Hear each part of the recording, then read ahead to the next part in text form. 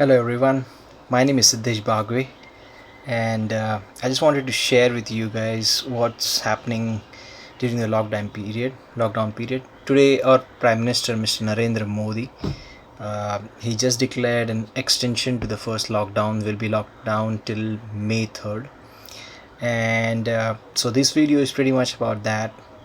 What we what we can do during this lockdown period. We can gain new skills, learn new online courses, or just binge watch some nice series around. And just to talk in extension to that, during my first lockdown, I'm almost there to finish my first course on negotiation strategies and skills, which has been offered by Professor George Siedel from University of Michigan online, and I'm doing that course from Coursera. There's an important tool known as the psychological traps, and this tool is being referred by Charlie Munger, who is an advisor to the Warren Buffett. I don't have to really tell you guys who Warren Buffett is. And so this tools or this traps that I'm going to talk about is basically talking more about what kind of decisions have to be taken, or you can call that tool as a checklist, where we can always refer to it whenever we have to take any kind of financial decisions, any leadership decisions, and so on. These traps or tools are not intended to be as serve you as a guidelines, or you have to base your decisions on them. So I will call them as more like tools that you can refer to, or if not, you can just use them as a fun learning exercises. So let me start with them. The very first tool or the trap, as the Charlie Munger calls it, is mythical fixed pi assumptions. So what that actually means is we always assume that our interest is in direct conflict with the other party or the other side, and this the whole negotiation ends up in a reactive devaluation. To give you a small example, I can say if we really don't go well with one of our colleague or our boss, what happens is every day in the morning, the first thing we see them, there's some kind of reaction happening at the back of our mind that tells us that this guy or this person, his interest will always be in conflict with myself. So that's one of the traps, psychological traps, that we generally go through every day. If you're working at, or even if you are not working, if you visit a certain party and there's a person that you really don't like, so that this kind of trap we come across to, and not necessarily that person or that individual might have something in his mind, but because of our prior experiences we generally tend to think in that way. So that's the first mythical fixed pi assumptions. Second is anchoring. Generally whenever there's a discussions or in the meetings, what happens is an anchoring is something that happens when an initial value about some particular topic or something is being discussed, and what happens is the whole meeting starts talking about or around the same number that has been defined during the meeting. And that's a second trap, because sometimes that number might not be the right number. It has just been estimated by some person or being brought up by some, so by an higher or senior authority. So anchoring is a second trap that we might face. Third is overconfidence. A lot of us generally think that, hey, overconfidence, I'm more confident about this deal being done, or I'm more confident I'm going to crack any particular exams, a competitive exam or an interview or something like that. And so we really need to always have our judgments been validated with somebody else. Or it's good to be confident, but there's a very thin line between confidence and overconfidence, and we have to always remind ourselves that that we are good at something, but doesn't mean that we'll be the best person in the group. you know fourth psychological trap is framing. So framing is basically it's a way how things are being placed or being explained that leads us to take decisions, whether if the discussions or the framing is in such a way that it, it's an ascending from a negative value to a positive value or a tone, we generally become risk averse or someone who doesn't want to take a risk. But if the framing is in such a way that it's a descending order, that is the discussion sounds from a positive note to a negative note, we generally tend to take a risk seeking options. That is, we generally try to take more risk because something is not sounding right. So in negotiations especially, if there is a point where, if you can really frame certain sentences in a way that somebody tells you, for example, if you're trying to buy a car or something, the dealer person might have a comparison generally, what are the features, and he will have something in back of his mind that he wants to sell a particular brand to you, and he will always put his brand in a positive note, and he will put it at the very end. So he will start from the worst scenario, and then slowly he will build it up to the object or the car or anything that he's trying to sell you at the very end. And he might sound make it sound that this is the most positive thing, this is the best option that you have to take, and that is actually basically a framing. Fifth is the availability. We are generally influenced by the information that is easily available. And as I said, if we are trying to buy something or we are trying to get something done, and we generally think that this is the most easiest thing because the information is easily available. But there are certain things that, we need to go further, we have to dig further whenever we are trying to buy something, maybe a little more research or going around asking more people.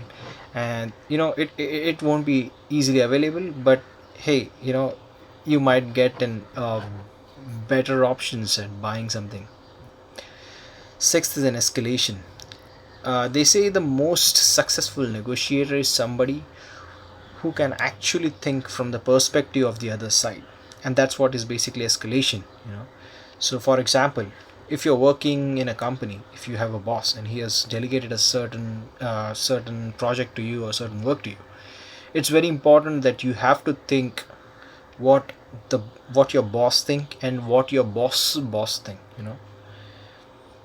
So for example, if you're an engineer, you have a senior engineer who delegates you work, but he has a manager over him who gives the work to senior engineer, and then the senior engineer has delegated that work to you.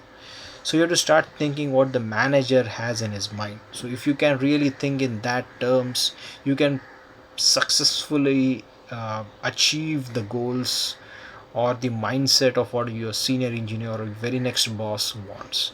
That's what is basically escalation. The seventh tool we'll be talking about is reciprocation. Reciprocation is basically we feel the need to repay someone that has given us something. A very nice example was brought by our professor George here. So he said that he once visited Mumbai. He was attending a wedding. After the wedding, he had a couple of days before he flew back to USA. And during that day, he started exploring places in Mumbai. And he came across one of the gardens known as Hanging Gardens. And he was very happy to be there. At the entrance of the garden, a seller or a vendor came. She was a small girl, and she wanted to sell a peacock feathered fan, a hand fan that you use. And the professor was really not interested in buying the fan. And he entered the garden. The girl followed in, and she started explaining the professor, the importance or the significance of the different points, different locations of the garden, the the botology of the garden, the different places, the maybe any statues, any importance of that, and so on. And by the end of this tour, the professor ended up buying that peacock feather fan. He where in the first place he didn't want it to, but the girl was smart enough to explain, and she knew the importance of reciprocation. So reciprocation is basically, if you wanted to do something good, try to fulfill the need of the second person you are trying to have a negotiation or a deal with, and that's what is reciprocation. And in turn, he will try to reciprocate in the way that you want to do. Eighth principle is contrast principles. This is basically the things look different when they are presented in a different sequences. This is very similar to framing, but in framing the negotiations are done in a way that a person, you're trying to get someone to take some kind of risk. It may be in some kind of investments. The risk can be in terms of completing a product, or product development. He's trying to do some kind of experiments, and that's a framing. But contrast principles is basically you're trying to present things in a sequence. uh, like, if for example, if you're in a meeting and if a person brings up some kind of idea, and you can use the contrast principle tool or trap, where you know that a particular project or particular experiment might be dangerous or might be harmful for the person or the technicians who are going to conduct them. So you can always bring up some kind of contrast principles, talking into that person why a particular experiment cannot be done, or why a particular project cannot be done in that sequence. It doesn't mean, again, this tool is not something that you have to really take up, or my advice is you have to follow. This is just a fun loving activity that I'm trying to present here. Okay. And the final one is a big picture perspective. Sometimes what happens is, for example, if I'm trying to sell my car, if I found a right buyer for it, if he and we start talking about the car, I start showing him the car, he starts checking out every fine details on the car. What happens is, generally, if he points of a certain problem, if there's a small noise from the AC vents, or a certain light on my dashboard is not working, what happens is he starts getting fixated on the small problems, and eventually he might end up losing the deal or the negotiation, because he didn't want to buy the car. But what has happened is he has lost the big picture perspective. What was more important for him was to buy a car which can take him from place A to place B in a safer, fuel efficient manner, uh, on time, and I don't think a very small noise from an AC vent or a light not working on his dashboard would have really caused him a big troubles down the line when he wanted to travel or he wanted to commute. So always remember, whenever you are in a negotiation or in any kind of deal, don't lose the big picture perspective. Okay. All right, then I'll just summarize this 9 psychological traps or tools, or the checklist that Charlie Munger generally uses, or he even uses this checklist when he does his investments or he's helping out Warren Buffett. The first one is mythical fixed pie assumptions. Second is anchoring. Third is overconfidence. Fourth is framing. Fifth is availability. Sixth is escalation. Seventh is reciprocation. Eighth is contrast principles, and nine is big picture perspective. All right, there you go. So if you have any if you like the video, please like it, please do comment on my video and let me know how and what you think about it. All right, thank you.